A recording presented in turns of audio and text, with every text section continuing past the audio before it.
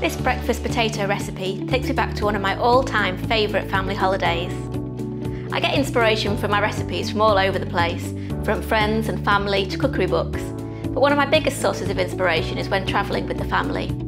I love to try new foods and then come home and recreate them with a little twist. We start off with some red and white potatoes that are chopped into bite-sized chunks. Then they're drizzled with a little bit of oil and placed in the oven on the Circo row setting with some added steam. This recipe is inspired by a family holiday to San Francisco. We ate some amazing food while we were over there, from seafood, clam chowder and fantastic ice cream sundaes. But one of the things I remember most is the breakfasts. We had these amazing breakfast potatoes and it really inspired me to come home and recreate it myself. Once they've cooked in the oven, we're going to add some onions and peppers for lots of lovely crunch and fresh flavours. I think food can be a little bit like music.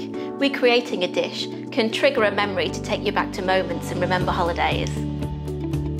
Add on some lovely rich and salty shredded ham hock and a layering of mature cheddar.